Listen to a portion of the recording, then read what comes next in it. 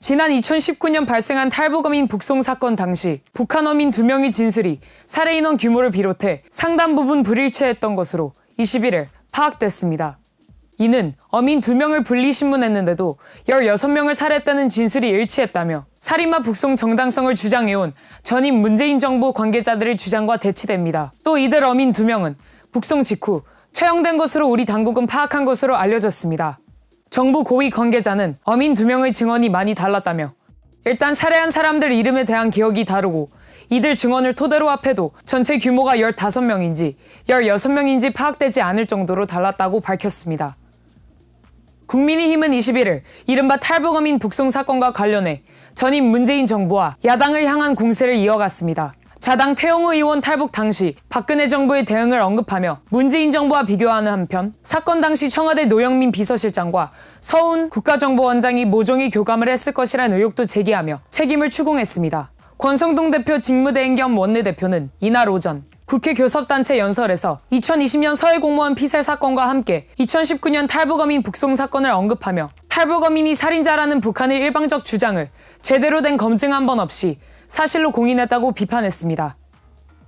일주일째 협상 중인 대우조선해양하청업체 노사가 21일 여전히 팽팽한 신경전을 벌이고 있습니다. 대우조선 사내협력사협의회와 금속노조 거제통영고성 조선하청지회는 지난 15일부터 파업 사태 해결을 위한 협상 중입니다. 하청노조가 당초 임금 30% 인상에서 사측이 제시한 4.5% 인상안을 받아들이기로 하면서 임금 부분은 타협점을 찾았습니다. 이외 노동조합 활동 인정에서도 노조가 요구안의 절반 정도를 얻은 방향으로 정리한 것으로 알려졌습니다. 국민의힘이 이준석 대표 징계 후 권성동 원톱으로 빠르게 재정비했지만 지도체제를 둘러싼 어수선한 분위기는 계속되고 있습니다. 권성동 원내대표가 대표 직무대행을 겸해 당권을 이어받은 후에도 당내에선 여전히 조기 전당대회, 비상대책위원회, 직무대행 체제 등 당 직로를 놓고 제각각 목소리가 분출하고 있습니다. 당 안팎에선 이런 당내 갈등이 윤석열 대통령과 집권 여당의 지지율 동반 하락 추세와 무관치 않다는 지적이 적지 않습니다. 대외 내 복합 분위기가 가중되는 상황에서 국민의힘이 정책 비전 등을 놓고 뚜렷한 역할을 하지 못한다는 점에서입니다. 문재인 정부 시절 청와대 대변인 출신인 고민정 의원은 21일 페이스북에 사적 채용 핵심 이슈는 민간인 소행원과 친인척 채용이라며 대통령실은 황 씨 아들, 우 씨 아들 등이 어떤 과정과 절차를 거쳐 발탁됐는지 명확하게 설명해달라고 적었습니다. 고 의원은 또 권성동 대표 직무대행 겸 원내대표와 우 씨 간의 이해충돌 여부는 없는지 해명이 필요하다며 친인척을 대통령실 2급 상담선임 행정관으로 채용한 것이 여전히 아무 문제가 없다고 생각하는지 대통령이 직접 답해달라고 했습니다.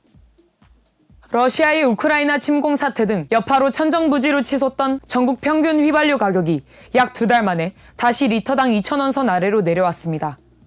최근 국제유가 상승세가 주춤한 데다 이달 들어 유류세 인하폭이 확대되면서 휘발유 가격은 하향 안정 흐름을 보이고 있습니다.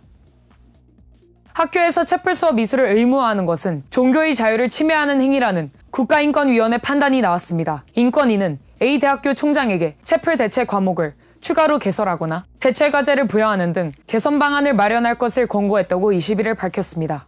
앞서 이 학교의 한 학생은 채플 수업을 듣지 않으면 졸업을 할 수 없도록 한 학교가 종교의 자유를 침해하고 있다며 인권위에 진정을 제기했습니다.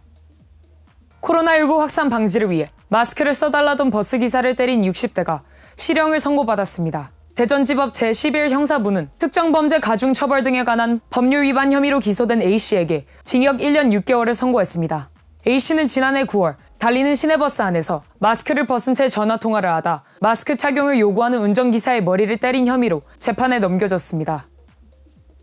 택시 호출 서비스 이용이 가장 어려운 시간대는 심야와 금요일인 것으로 알려졌습니다. 소비자원은 또 취소 수수료에 대한 고지가 미흡하고 운임 전액을 수수료로 물리는 경우도 있어 주의가 필요하다고 당부했습니다. 정부는 오는 2026년까지 5년간 기업들이 반도체에 340조 원을 투자하도록 기술 개발, 설비 투자에 대한 세제 혜택을 확대하기로 했습니다. 아울러 10년간 반도체 인력을 15만 명 이상 양성합니다. 이와 관련해 반도체 업계는 연내 인력 양성 기관인 반도체 아카데미를 설립합니다. 지금까지 FNL 뉴스 손다빈입니다.